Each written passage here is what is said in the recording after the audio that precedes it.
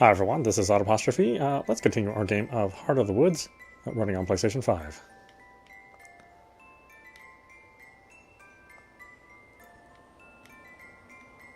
Here we are indeed. She vaults out of the carriage, spinning circles like we're in the middle of a grand plaza instead of the middle of the street. I climb out more carefully and then scurry out of the way. This rules. It really does feel like we've traveled back in time. The buildings, all built from wood and stone, look like they've been there for centuries. The road that we're on and currently blocking is made of cobblestone. It winds its way through the town, despite being covered in well-tamped snow. Certainly a long way from home. Morgan doesn't disembark from the carriage and instead calls down to us. The town square is right down this road, but if I take you there, I won't be able to turn the carriage around. It's always a pain when that happens. I'm going to open up my shop, but feel free to come by whenever you'd like. I'm sorry I can't show you around right now, but I'll make it up to you later. Where's your shop? Oh, right. She pulls a piece of paper from somewhere and dangles it towards me. I cross the road and take it from her. Unfolding it, I can see that it's a map. Despite being hand-drawn, it's pretty coherent and legible. Certain buildings, like Morgan's shop and the local pub, are denoted by handwritten tags. At the middle of the road, where we're currently standing, she's even drawn in a helpful "You are here" notice with a smiley face. She clearly planned this well in advance. Cool. Thanks. Feel free to stop by around lunch. I'll make you both something. Hell yeah! You're the best, Morgan. Thanks. Morgan gives us a brief wave before heading off to wherever it is you park horse-drawn carriages. I point in the direction of the town square that Morgan mentioned, wanting to get away from all the people who are currently gawking at us. We definitely stick out, if only because of our colorful hair and clothes. Combined, their outfits have the color palette of a bowl of oatmeal. Although they stare, nobody really says anything, either too polite or too intimidated. Both Tara and I avoid contact with strangers as we hurry to the empty town square. That couldn't have gone worse. There are a million ways that could have gone worse. If people looking at us funny is the only downside of this trip, then it'll be our best episode yet. I do not like Tara's voice actress. It does not sound good. Ever. I mean, I'm sorry, whoever you are, but boy, that cadence that you speak in, I'm not used to it. I wish she'd stop bringing that up. It always kills the mood, which was barely on life support to begin with. Tara rubs her shoulders, having stubbornly chosen not to dress any warmer today. Ready to get your Terranormal on, Mads?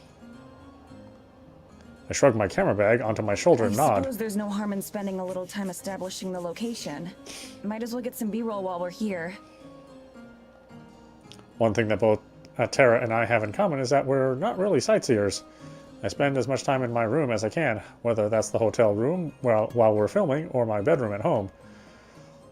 So as much Tara loves investigations and all the dramatic stuff, she'd probably totally skip the exposition segments if she didn't leave them to me. That means that we're pretty efficient at filming them. An overlay simulating a video camera appears on the screen while Maddie is filming. I turn on the camera and slowly turn a circle, capturing the ground, sky, and some nearby buildings for footage that we can splice together later. I do a slow pan across some of the houses, then frame and hold a shot of the path further into the village. A young couple passes by, holding hands, and they share a suspicious look at the camera as they go by. Guess I'm editing that part out later.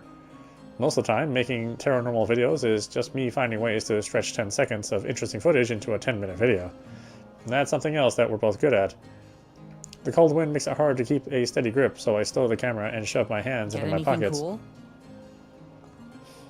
Unable to browse on her phone, like she usually does while waiting, instead, Tara watches from over my shoulder as I record. Not really. There's not much to see here. Yeah, it's kinda less impressive up close. It's the kind of place that you'd expect a tumbleweed to blow through, like if the climate fit. Wow, you're turning into quite the poet. Oh, shut up. What? It was a compliment. Anyway, since filming the village is a dud right now, we should follow up one of the rumors Morgan was talking about the other night. I'm thinking giant tree spirit. That's the most interesting one she talked about for sure. That's the headliner. We need to build up to that one. Oh yeah, definitely. Picture this. we head to the woods to get some creepy shots. Do it right around sundown. Make it super ambient. Lots of atmosphere, wind sounds, maybe a wolf howl.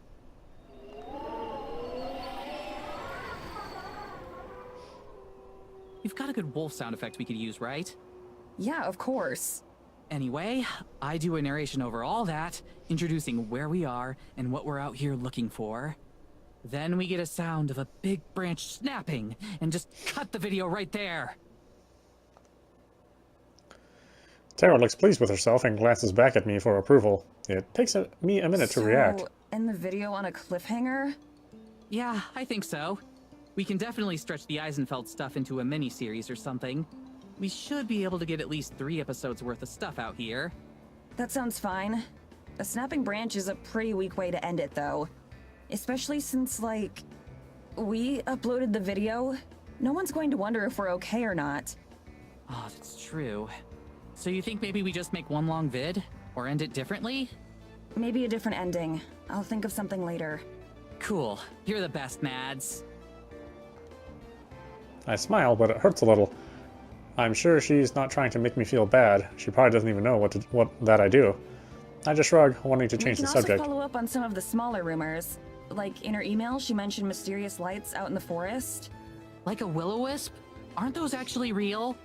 You're the expert. You should know that, not me. Tara stares at me expectantly.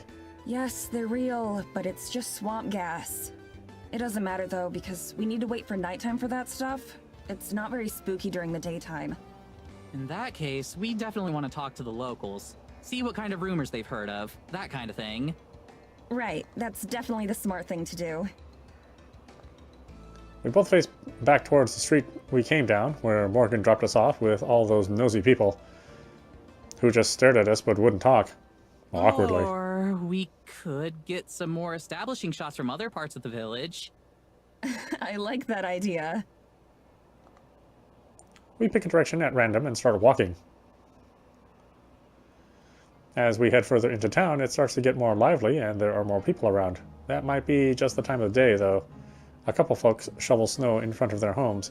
A group of kids run up and down the street, accompanied by a sagging basset hound. A woman wearing what appears to be an entire bear for a coat shuffles past us. Wherever we go, the villagers watch us unabashedly. No one makes any attempts to talk to us, and conversations fall silent whenever we come near. I wonder if there was some sort of order given to not speak to us, or if it just happens naturally. I just try to force myself to ignore it. We're not doing anything wrong, we're just a curiosity. The only thing interesting about us is our out-of-townness. Morgan said that there are rarely ever visitors out here. It's not hard to imagine why. There doesn't seem to be much worth visiting. Still, if they're going to keep this up, it's going to make those interviews even harder to do. Tara taps me on the shoulder, nodding in the direction of some of our observers. Is it just me, or is there kind of a creepy serial killer vibe going on here?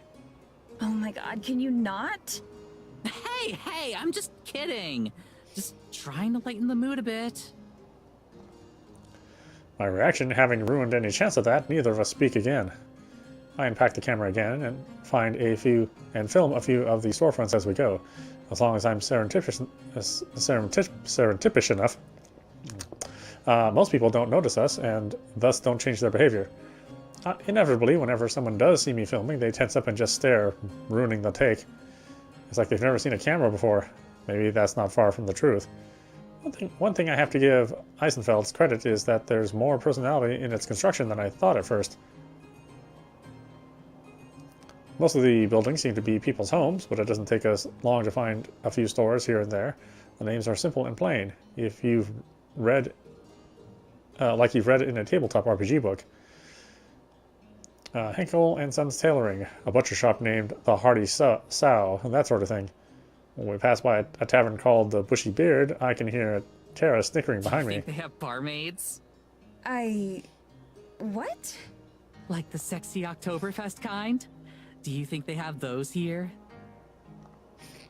Tara's words are so out of nowhere that it takes me a second to mentally process. This isn't a Renaissance fair, Tara. I'm pretty sure they just wear normal clothes to work. Tara's mouth gapes wide open. What? Back up. Ren fairs have sexy barmaids? Where else did you think they come from? I have no idea. I always thought those things were just full of boring stuff. What? Not at all. They have swordplay demonstrations or time period appropriate foods. Some local experts will give talks or lectures on certain topics, and Like I said, boring stuff. whatever. There's more to it than just cosplay. I bet you'd actually like it if you went with me next time. Plus, I thought you loved history now. Not the boring kind of history, duh. How are swords boring? Whatever, Mads. She walks away. How did I manage to lose an argument she started? We cut a slow but steady course through the village. Despite how random the layout seems, it's impossible to get lost. All the roads seem to lead back into each other. I'm so used to the sound of busy intersections and highways that the near silence here is almost unnerving. I can appreciate the serenity and calm of it all, but I think I'd go crazy if I had to live here. We're not even a full day in, and I can't help but miss my cozy apartment and the convenience of city life. Eventually, we take a path that brings us back to a familiar site, the town square that we visited right after Morgan dropped us off. According to my phone, it's been a little bit over an hour since then. Still too early to meet up with Morgan for lunch. I guess we can't keep putting this thing off any I longer. have enough of the town now. Do you want to start interrogating the villagers? Interviewing. I didn't even notice myself misspeaking. I must still have interrogations on the mind after meeting the mayor last night. Tara poses dramatically, hyping herself up for the camera. Not even recording Time yet. to put my game face on. As long as it's a game face that people want to talk to. Mads, when have I ever been anything but charming? She sighs. Yeah, I know. I'll keep it chill for these so we don't freak anyone out. But, like, how do we do this? Just go up to people and ask if we can chat? I guess. I don't have any better ideas. This is how we usually do it. Except usually people are more curious about who we are and what we're doing. Sometimes after introducing ourselves, there are even people who have heard of us. This is definitely not the case out here. Hell, I wouldn't be surprised if Morgan was the only person in this whole village that uses YouTube. The only thing more awkward than just asking random people for an interview is them staring silently while you approach. But we don't have any other options. I hand the mic to Tara. At least I'm not the one who has to do the talking. Tara stands there with a mic in hand. And stands good? there. Yeah, I am. Just give me a sec, okay? Okay. She psychs herself up by stretching and taking a few deep breaths. The whole time she holds the mic pinched between two fingers like it's something she just peeled off her shoe. Once she's finally ready, she gives me a thumbs up and starts to walk again. I trail a couple meters behind, keeping her back framed in the middle of the shot. She moves with a determined stride, but I can see the microphone shaking in her hand. We pass by a few people walking around, but she doesn't stop any of them, nor does she ask any of the folks outside the buildings, chatting or working, or just sitting around and looking bored. Just up ahead, a middle-aged woman smokes a cigarette, looking at nothing and no one in particular. It doesn't look like she's going anywhere, and she's not already in the middle of a conversation. She's the perfect candidate, and Tara must know it too. I wait for her to go up and introduce herself. I stand still at the record button, filming her approach. Except she doesn't. She walks right past the lady, whose gaze follows as she goes. I pause the recording and hurry to catch up, hissing Tara's name. I have to say it twice before she hears me and stops. What are you waiting for? We've passed like a dozen people now. Right, but none of them are the right one. Which one is the right one? You know it's impossible to tell. I'll know when I see them. I roll my eyes, but I don't chastise her. She's trying her best. Okay, here we go. Get ready. I follow her line of sight to figure out her prey. An older man resting on a bench nearby. Broad-shouldered and with a long beard, he looks like a stereotype of a lumberjack. Like the previous woman, he stares vapidly off into the distance, though clearly elsewhere. Once again, I plant my feet and set up a shot. I make micro-adjustments to the focus until I get it just right. The rest is up to Tara. Slowly, Tara approaches the man. Either he doesn't hear her coming, or he ignores her. She glances at me for reassurance, which I give in the form of a smile and a nudging motion, telling her to get on with it. She clears her throat, grabbing the man's attention. He turns to her slowly and eyes her suspiciously. Then he notices me and the camera, and he tenses up. Not off to a good start. Tara talks quickly, trying to explain the situation. Hi there, my name's Tara Brick. My friend Maddie and I are visiting from out of town doing a report on Eisenfeld. I was wondering if we could ask you a few questions. Report? What kind of report? He relaxes just a little bit.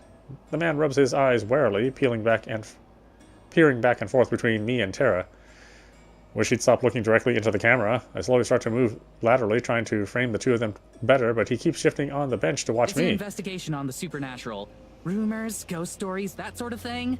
We've heard a lot of legends about Eisenfeld, and we're looking into them, trying to figure out what's true and what isn't. Figure out the truth, huh? The man mutters darkly, his beetle-browed eyes still flipping between me and Tara. He chews his lip while he thinks about it.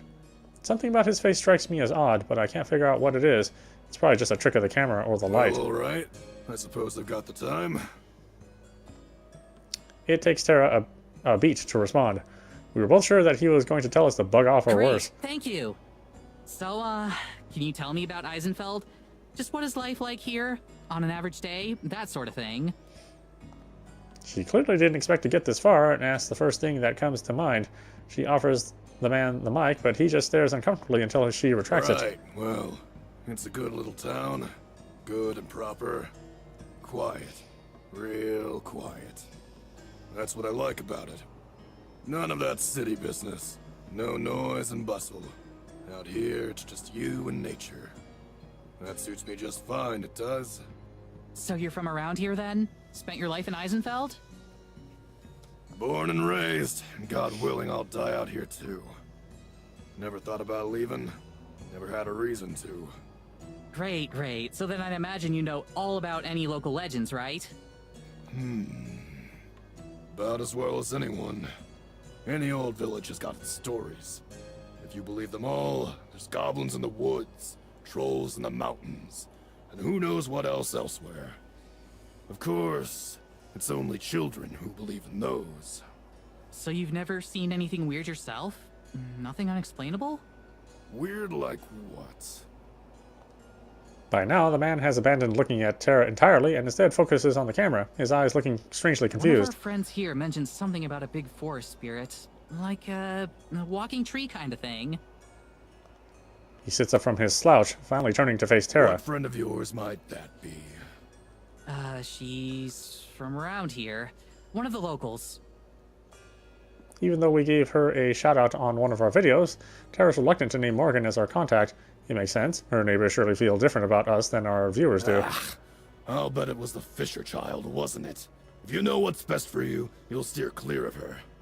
Nothing but trouble comes from that one. Nothing at all.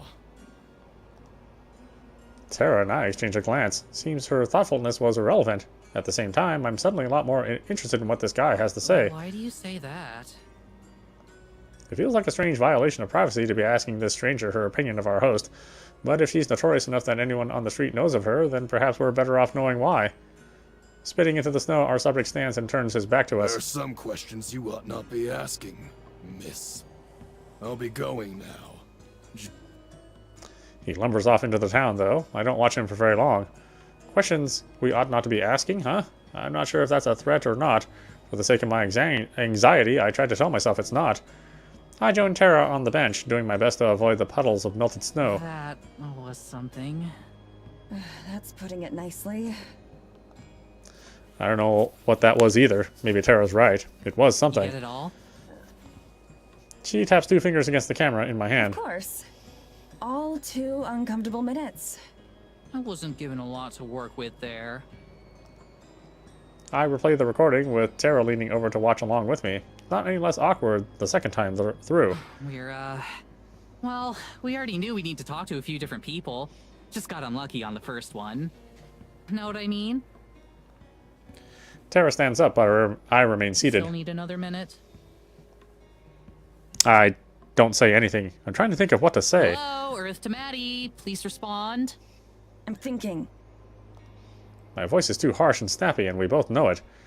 I play through the clip again, this time without Tara watching. Something still seems off to me, and it's not just the gruff way he left. Look, we knew Morgan was a bit weird. All of our fans are weird. That's why they're our fans. In a tiny little town like this, of course anyone who's different is gonna have a reputation. That doesn't make Morgan a bad person. I'm not saying she's a bad person. I didn't say anything. But if you had to ask, I'm sitting here thinking that it's really freaking shady that a guy just guessed we were here with Morgan, and then that he up and left as soon as he found out. That's not normal. That's not something that's happened to us before. Great. That means we're on the right track. If they're hiding something, then that means there's something to hide. Have you completely lost your mind? This is ridiculous, even for Tara. I can understand her wanting to give Morgan a chance, but to actually buy into her nonsense? Tara nods and looks down at her feet, brushing some snow off her shoes. It's only been a couple hours, Mads. He's just one old cranky geezer. Please, please just try to have some patience on this one, okay? For me.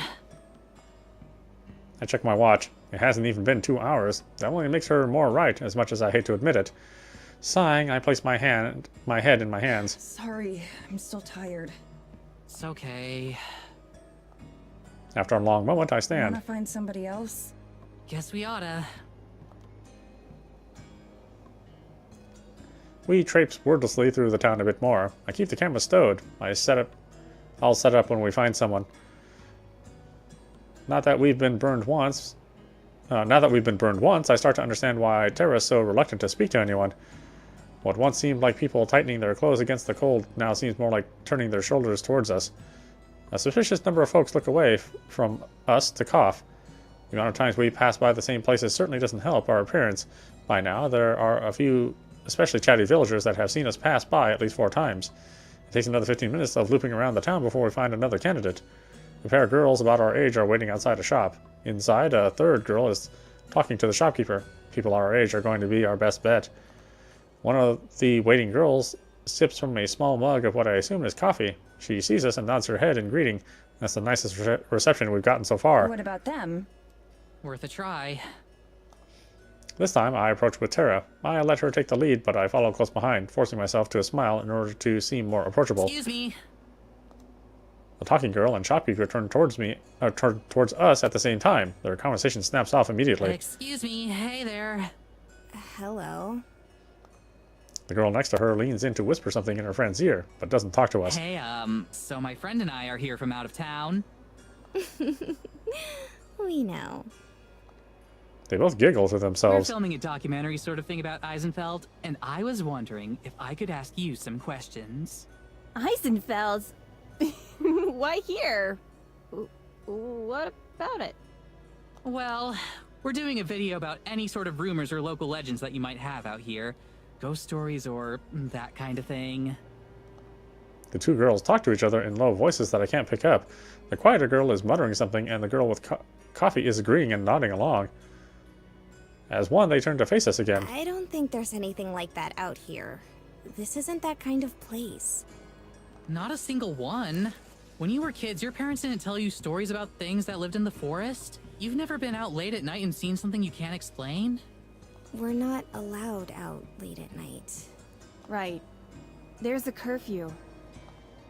The girls go quiet, nodding to themselves. Sensing a dead end, Tara changes her tactics. Do either of you know a girl named Morgan? She's the mayor's daughter. The first girl, the one with the coffee, grins at that and pulls at her companion's arm. The other girl swats her away, face turning pink. Oh, I'm pretty sure everyone knows her. She smiles devilishly at her embarrassed friend. Some of us better than others. What's she like? Why is she so famous? She isn't that bad. She's just... She's trouble and you know it. Staying out after hours, sneaking around town. She spends a lot of time out in the woods too. Sometimes overnight. What do you think she's doing out there? If there's a particular conclusion we're supposed to have reached, it's lost on me. Still, it can't be a coincidence that we're 2 for 2 now on people being weirded out by Morgan. 3 for 3 if I count myself. Do you think there's something out there? The two girls blink, as if their reaction was planned. something like what? Tara shrugs. No idea. Like I said, that's what we're researching. I don't think you'll find anything like that here. I'm sorry, but this isn't a very interesting place. Right. I stride away, leaving her behind. I head into a corner between the two buildings out of sight of the girls we spoke to. Tara catches up and then leans against the wall next to me. That didn't go much better. Really? You think? Was it just a coincidence that these 2 other random people we met happened to have the same opinion of Morgan as the first? She didn't tell her mom, the mayor of the whole town, that we're going to be staying in a cabin that her mother probably owns. For a month. She rambles off stuff that makes any one of our videos look like an episode of Scooby-Doo, and then the next morning just dumps us off in the middle of the village. We haven't even been here for a day yet. We've seen our host for like an hour tops, and we were practically asleep for most of that. How am I supposed to have a good opinion of her so far? Well, yeah, she's gotta work. Come on, Mads, have a little faith. What's the worst that can happen? The lead turns out to be nothing like the other 200 times before. Some girls gossip about us, an old bum tells us to get lost. 207. And the worst part is that the whole town hates us while we're stuck here after spending thousands of dollars to cross the world. To live in a wood cabin with no phone service and barely any internet. For a month. You've got to see the problem here, Tara. Tara sighs and throws up her hands. Okay, so what? What is it that you want me to do? We're here and you hate it. I get it. So what's the solution? What is it you're hoping for here? Like I said before, let's just deal with it. Make the best of it we can, and try to have some fun. That was the whole point of this thing. It was supposed to be fun. If she's trying to encourage me, she's doing a terrible job of it. Whatever. Let's just get this over with. And this time, don't mention Morgan. If nobody here likes her, then you're probably better off not bringing her up. I can see she wants to say something, probably argue, but then she deflates and nods. Okay, no Morgan. She goes quiet for a moment, staring off into the town. She takes a breath and sighs, visibly relaxing. She starts to lead the way, not looking back at me. I feel a sharp pang of guilt as I stare at her back. I did promise to try, and here I am again, making everything worse. Tara. She stops in place. Sorry. Again. Really. She smiles a bit sadly, but shrugs. I get it, Mads. We're cool. Let's go. And there's a lot more paranormal in our future. Tara and Maddie exchange a small smile before continuing their march on. Eisenfeld seems to have been built so that no matter what, you're always walking uphill. We make our way to yet another one, past a low, crumbling wall and a few more houses. As we make our way up the street, a bitter-looking old woman with a broom stops what she's doing and eyes us. We've walked past this road several times now, but she wasn't here before. Hey, you! Who are you? You aren't from around here? The last part is definitely a statement, not a question. Tara slows down just a bit to mutter beside me. Looks like we found number 3. Tara immediately puts on a friendlier face as we approach. Good morning, ma'am. You're right. We're not. I'm Tara, and this is Maddie. We're here doing a research documentary on Eisenfeld. Would you mind if we asked you a couple questions? About? Some of the local legends and rumors from around here. I'm actually afraid that she's going to say yes, because I can already tell this is going to end as badly as the last two. I decided how to answer Tara's question of what I want. I just want to go back to the cabin and be bored. At least it's not awkward and uncomfortable in there. Yeah, alright. Oh no. Great, thank you. So, we've been hearing a lot about stuff out in the woods, like... You are? Who told you that? We've been interviewing a few people this morning, and it's something that came up a few times. Stuff like lights, strange noises, that kind of thing. Have you ever witnessed anything like that? Never. She looks around again, then steps just a little bit closer to us. Look, I'm going to tell you this now for your own good. No one around here wants any trouble. We all just want to live our lives in peace. That's what Eisenfeld's all about. Mayor Fisher does a damn good job keeping things nice and orderly around here.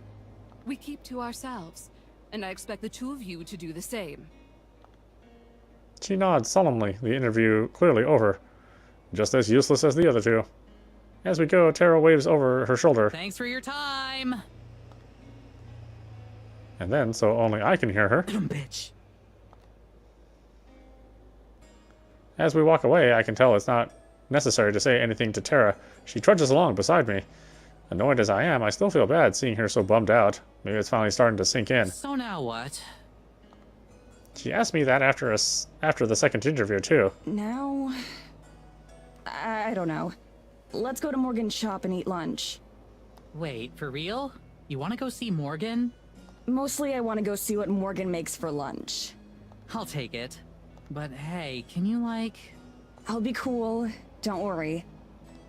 She smiles, relieved. Yeah, I know. Sorry. I know you will. I take out the map that Morgan gave us this morning. By now, I've been through the village enough times that I can mostly navigate there by memory. What kind of shop does Morgan run? Do you remember? I think she said it's an antique shop. What do those places even sell? Antiques. Lots of furniture that's been around for decades, or random stuff like books and glassware. That's oddly specific. My mom's into antiquing. She always says you never know what you'll find. We should do an antique episode of Terranormal someday. We can have your mom on as a guest star. I'm sure she'd love that. Do you think Morgan sells anything really out there? Like a possessed baby doll? Or a cursed sword? Who would want to buy those kinds of things? The same people who go to Ren fairs. She got me. I can't help but laugh. Tara grins, enjoying the feedback. Come on, Mads. Every good horror story starts out with buying something fishy from the local antique store. Maybe she has a special section for items with an ancient prophecy about them. We're specifically trying to avoid the horror story scenarios, remember? Oh, right. Yeah, I guess that would suck to live through. Okay, what if she lets us interview her talking cat instead? That's like a whole episode's worth of stuff right there. The internet loves cat videos. That one could go viral. That's what I'm saying. Oh, we should prep a list of questions for it before we get there, so we know what to say. Ask it which brand of cat food tastes best. We can sell the video rights to that company. Come on, I'm serious. Oh, wait, what? What? You seriously think that cat is going to talk? Tara shrugs, looking like she never questioned the idea. I'm just trying to be prepared. I thought she had gotten the picture after the last interview went awry, but it seems she's still giving Morgan some benefit of the doubt. It's not even worth arguing over her. It's not worth even arguing with her over. Okay, she'll see soon enough as it is. I check over Morgan's map again. Well, we're definitely in the area, since it says her shop is right by City Hall. The problem is, while her map shows how to get to the general area of her shop, it doesn't say which building it is. There are several buildings that it could fit. Do you think this is the place? It has to be.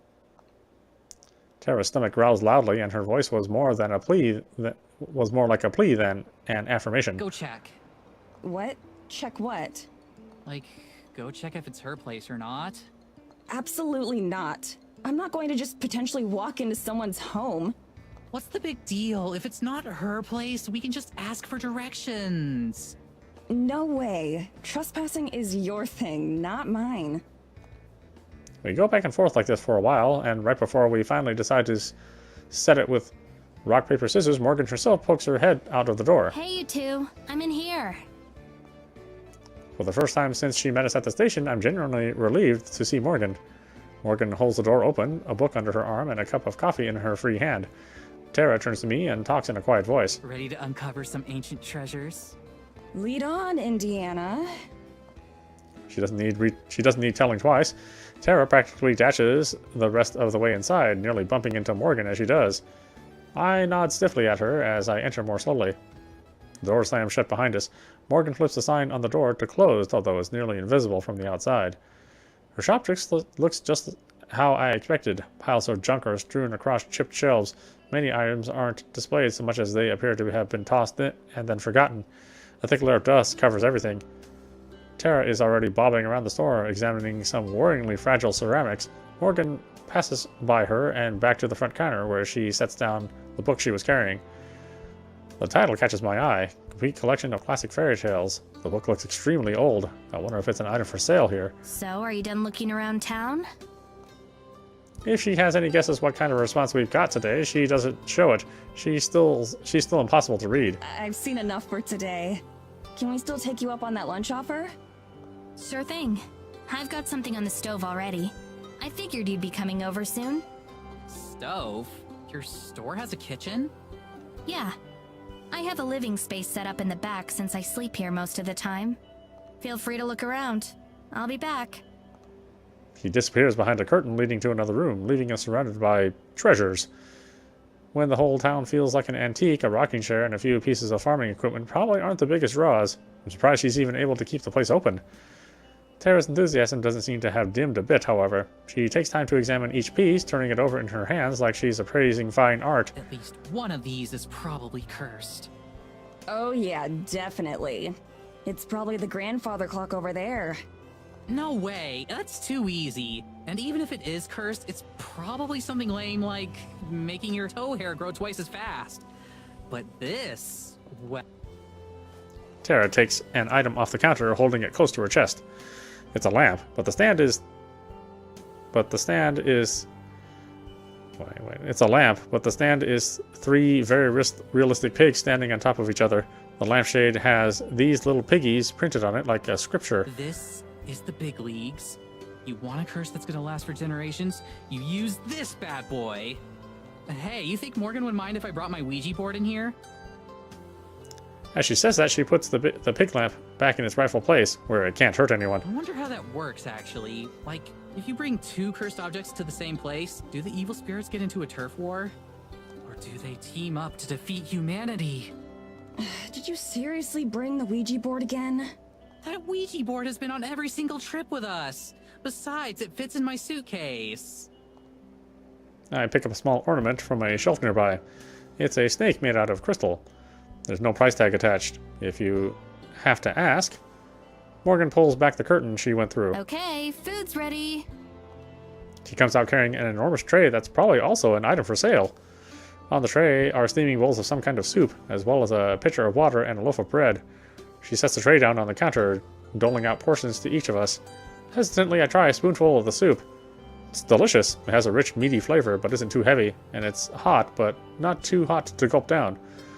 I dip some of the bread into the broth. That's delicious too. Everything here is definitely homemade. This is really, really good. Ah! This is amazing! Thanks. Let me know if you want more. Morgan stolidly keeps eating, the praise barely seeming to register on her. It's a shame. That's probably the one nice thing I'll have to say to her all trip. Once she finishes, Morgan picks up her book and starts to reading again, while Tara and I are still in the middle of eating. I glance over at Tara, who is intently staring at her spoon. She finishes her bowl and rattles the spoon around a bit. Can I take you up on that refill? Of course. Without looking up, Morgan picks up both her book and her bowl and heads into the back again. She emerges a moment later with a fresh serving of soup, which she wordlessly sets down in front of Tara. Only after we've taken our last bites does she finally close the book again. All done? Yeah, thanks. I'm done too. Thank you. Let me get these out of the way then. She hauls away all the dirty dishes before rejoining us at the counter. So, what are your plans for the rest of the day? I fight back the urge to tell her that she should be the one making plans for us and showing us around. At least this way I can go back to the cabin sooner. We're still figuring that out. We hadn't got to see you much, so we decided to come over. Oh, right. I'm sorry about that. I'll take a couple days off starting tomorrow. You sure? We don't want you to miss out on any business or anything. There aren't that many customers who come through. You're the first ones all week, and you don't even count. I'm not sure how I'm supposed to react to that, so I don't say anything. That's too bad. You've got a lot of cool stuff. I was looking around some while you cooked. I wouldn't get too excited. I just make up interesting stories for the items so they sound more entertaining. It helps pass the time. Right. Morgan says it so casually that there's no way she knows just how relieved I am to hear that. It lines up neatly with what I already suspected, that everything Morgan included in her email is even more made up than usual, and that this is all a colossal waste of time. Most likely she's a fan of the show who wanted to trick us into coming out here, and we fell for it. Hook, line, and sinker. If Tara has realized any of this, she of course doesn't say anything, but judging by the way her enthusiasm vanished, it seems like she's starting to get it again. Fiddling with some silver knickknack, she looks up from the counter to Morgan. So, can we see the talking cat? As soon as Tara asks, I can see Morgan's eyes light up with interest. Her hand slides away from the book she's about to open. Oh no. Of course. I'm sure she'd be happy to finally meet you. Her voice wavers just the smallest bit with what sounds like excitement. It's the first shred of emotion I've detected from her since stepping off the train. I'll go get her. Just give me 1 minute. Morgan exits once more, but this time through an actual door instead of a curtain. We probably could have gotten out of here without seeing the cat, you know. Why would I want to do that? This is the pizza resistance. She doesn't even try to pronounce it right. Are you serious? Still? You know it's not going to actually talk, right? I can't fathom how there's even a trace of belief rattling around in Tara's skull. Did you see her face? She's definitely not joking. Unless she's just really bad at telling jokes. That would be the most normal thing about her so far. She just told you flat out that she makes up stories and tries to get other people to believe her. How can you not see that we're getting scammed too? Come on, Mads. Try to have at least a little bit of faith. The door opens once more, and out strides Morgan. There's also the soft sound of little kitty feet on the hard wooden floor. Morgan's supposed talking cat emerges. She's a fluffy white cat with bright blue eyes. Talking or not, the cat staring up at me is undeniably beautiful. Its white fur seemingly glistens like snow, and its eyes are a piercing azure blue. Tara leaps from her seat and crashes to her knees. The cat doesn't flinch at all, despite the commotion. Oh my god! I love her! I love her so much! She looks up at Morgan, eyes as wide as dinner plates and fingers wriggling. Can I pet her? Please tell me I can pet her. Jailadora, can she pet you? The cat doesn't say anything, of course. It does rub against Tara's waiting hand, though, causing her to let out some sort of mix between a coo and a sob. I can tell Tara's just got her money's worth out of the trip. Go on, say something. These are the two I've been telling you about. Tara, Maddie. Morgan gestures as if introducing us to her. She looks between the cat and us expectantly. Seeing its master's attention, that cat goes from nuzzling Tara's hand to nuzzling Morgan's leg close by. She meows happily. The cat, not Morgan. Come on. You're going to make me look like an idiot if you don't say something. Morgan uses her foot to nudge the cat towards Tara, who's still crumpled on the floor. The cat indignantly tries to escape, her claws scraping uselessly against the wood. Finally, Galadra scurries away, sitting down and licking a paw. Her tail swishes rapidly as she and Morgan stare at each other. And then? Absolutely nothing. What a surprise. I'm not even disappointed, just vindicated. Even Tara's enthusiasm is gone. She coos at the cat half-heartedly, but overall she's just trying to give Morgan an out. Come on, Jailadora, they're waiting. Oh, Jailadora, sorry. It's like watching a car wreck. I can't look away. Morgan sticks to her cat, scowling at the wholly mundane cat. It doesn't seem to faze Jailadora, who simply yawns and settles down on the floor, just out of Tara's arm's reach. Whatever previous excitement she had just about evaporated and is instead replaced by some kind of mixed frustration. That's when I start to realize a horrifying truth. She finally looks away from us, twisting her finger together and gritting her teeth. When it seems like she's decided on what to say, she turns back to us. I'm sorry. I don't know why she's being so stubborn.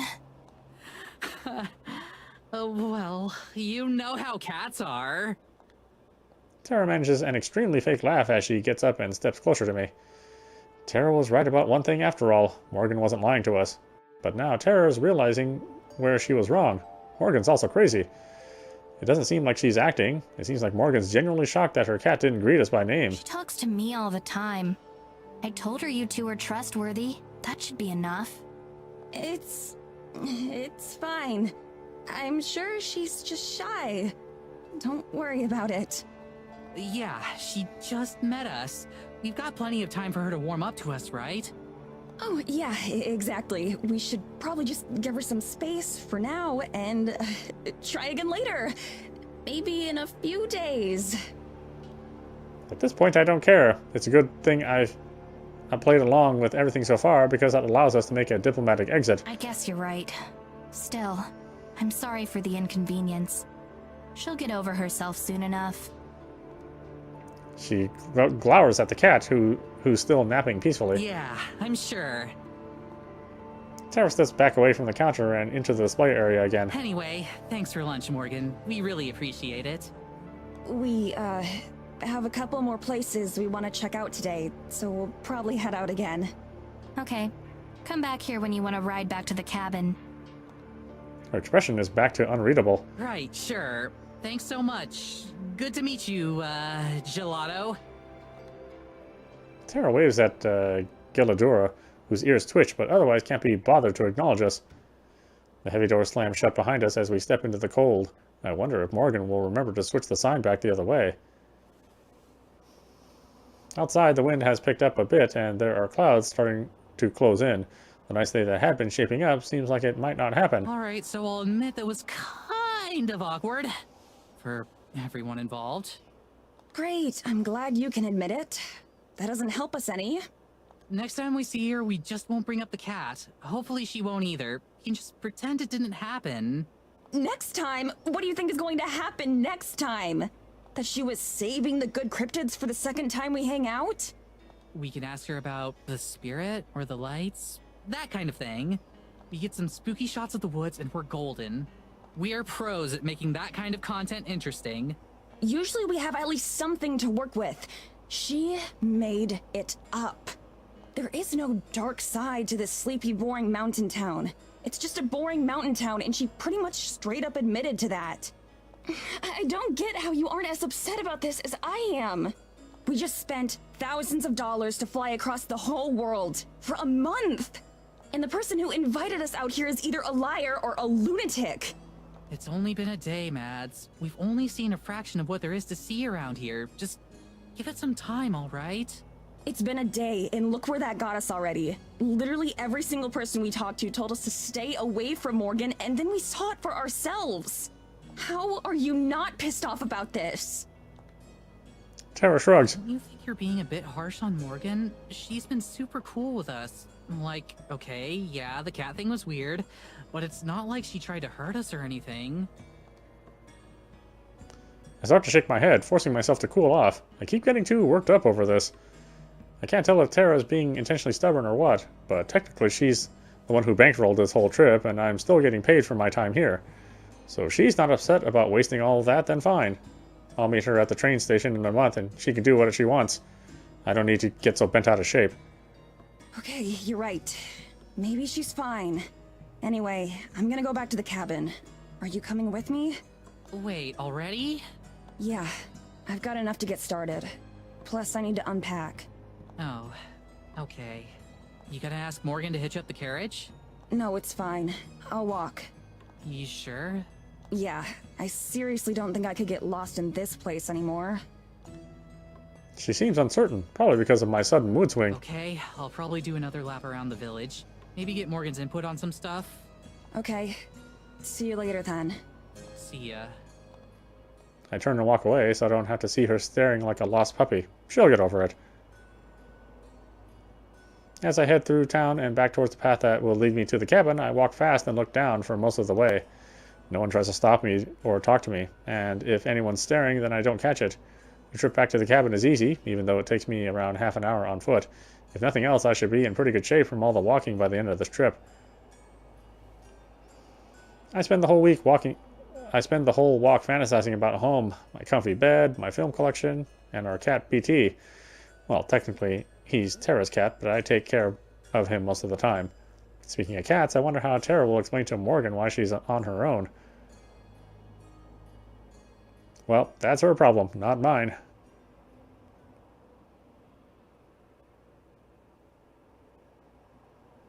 Alone, the cabin is oppressively silent. I turned on the heater, partially just for the white noise. Soon, its rumbling fills the air.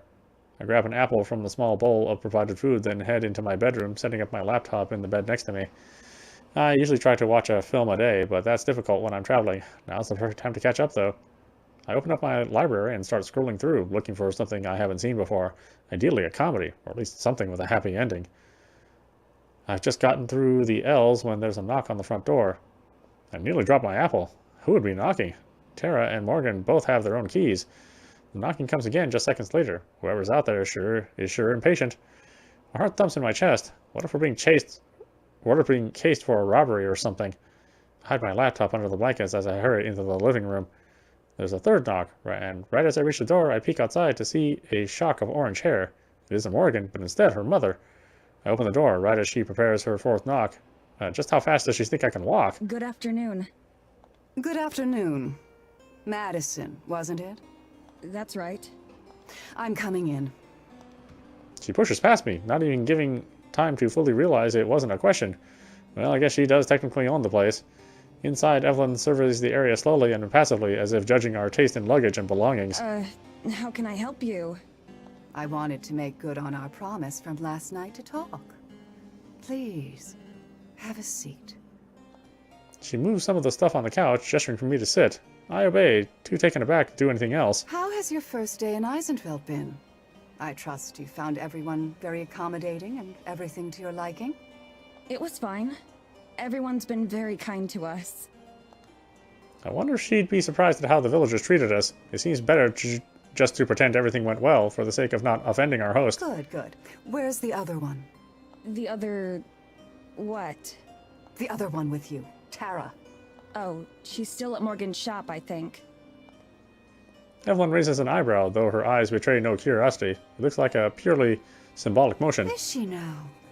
I assume then that you found something not to your liking there. Her gaze is piercing, and I absentmindedly tug at my scarf. I can't get a read on her, neither her intentions nor her feelings. It was fine. I just wanted to come back early so I could take a nap and get started editing the footage we took. I hope my lie is convincing. I don't want to tell her that I think her daughter's crazy. She doesn't seem to question it. I see, I see. Did she show you that awful cat? Geladora? Yes, so she did. I hate that creature. Oh, always underfoot, getting in the way. I just sit quietly, not sure how to respond. Anyway, Madison, please tell me about yourself. I didn't have much forewarning about your arrival, so I'm rather in the dark. Her tone is suddenly friendly, but not warm. She smiles, but it doesn't seem to fit her mouth. Her lips seem to stretch a bit too wide. I'm probably just imagining it. As concisely as I can, I tell her about Terranormal and the kinds of things we investigate. Through it all, she doesn't express any opinion one way or another. Just nods occasionally. And what brought you to Eisenfeld? I hesitate. How much has Morgan told her? Anything? Morgan told us that there are a lot of ghost stories and legends around here. Lights in the forest at night and whatnot. Tara really liked the sound of a vacation out here. Evelyn sighs deeply. It's jarringly melodramatic, after her total apathy during my explanation. That daughter of mine.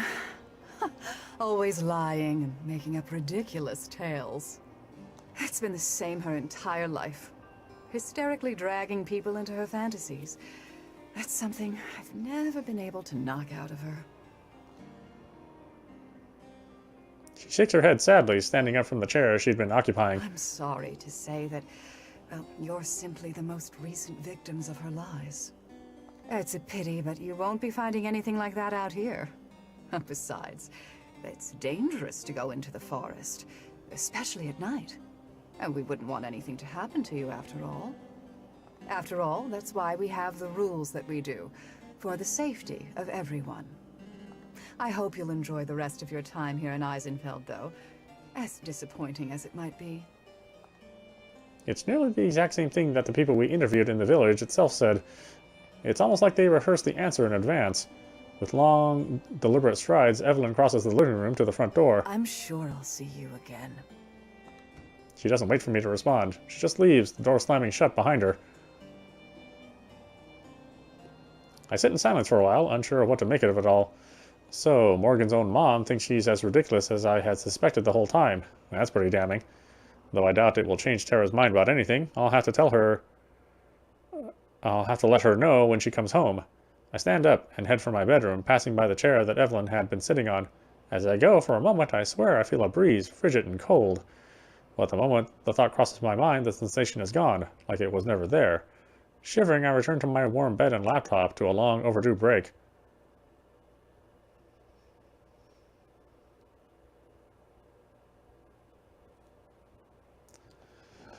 All right. Why don't we stop it there? This is audap. You've been watching Heart of the Woods running on PlayStation 5. Anyway, I hope you enjoyed watching. I will see you at the next stream.